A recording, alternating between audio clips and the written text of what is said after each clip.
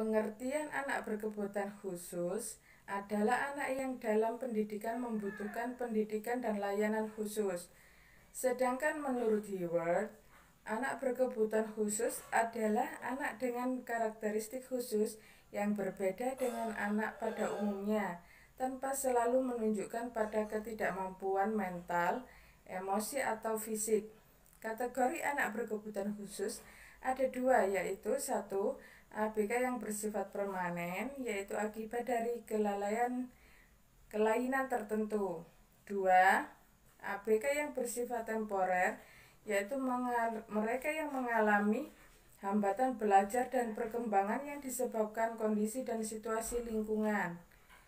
Contoh ABK yang mengalami hambatan belajar, misalnya anak yang mengalami kesulitan dalam menyesuaikan diri akibat kerusuhan dan bencana alam, atau tidak bisa membaca karena kekeliruan guru mengajar, anak yang mengalami kewibahasaan, perbedaan bahasa di rumah dan di sekolah. Hambatan belajar yang dialami oleh setiap anak disebabkan oleh tiga hal, yaitu satu, faktor lingkungan, dua, faktor dalam diri anak sendiri, ketiga, kombinasi antara faktor lingkungan dalam diri anak.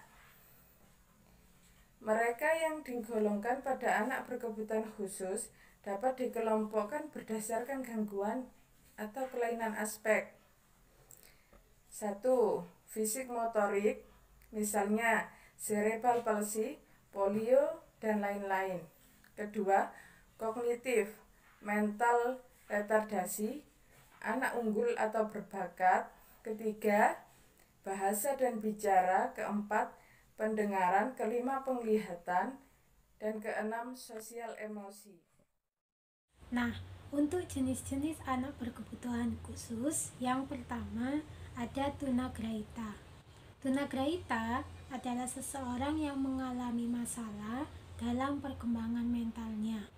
Hal ini bisa saja berupa kondisi keterbelakangan yang membuatnya mengalami masalah dalam berbagai bidang, yaitu contohnya mengalami masalah dalam berkomunikasi dan bersosialisasi, ataupun kesulitan dalam belajar dan memahami suatu masalah. Yang kedua, ada tunanetra. Tunanetra adalah seseorang yang mengalami hambatan dalam penglihatannya, baik itu berupa gangguan total atau gangguan sebagian penglihatannya saja.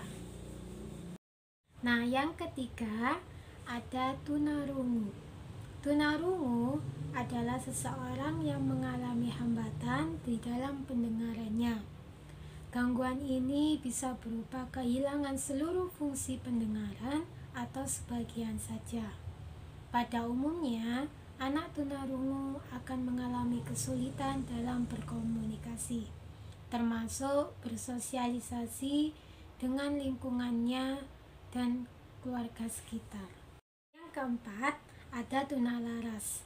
Tunalaras adalah seseorang yang mengalami kesulitan beradaptasi dengan baik terhadap lingkungannya dan juga orang-orang di sekitarnya.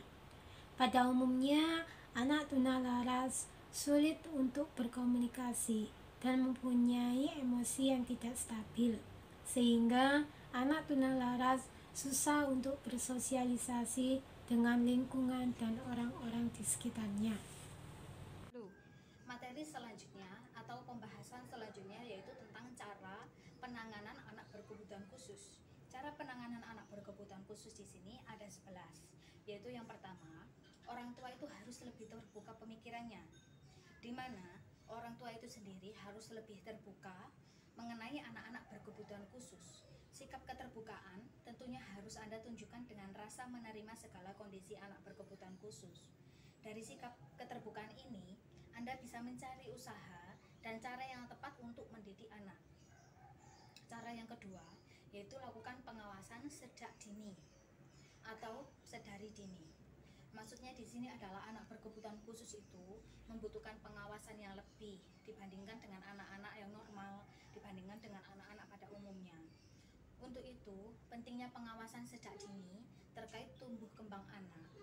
Cara ini dilakukan orang tua agar dapat mengetahui setiap tahap perkembangan pada anak atau perkembangan pada peserta didik berkebutuhan khusus. Cara yang ketiga yaitu berikan motivasi, perhatian, dan bimbingan.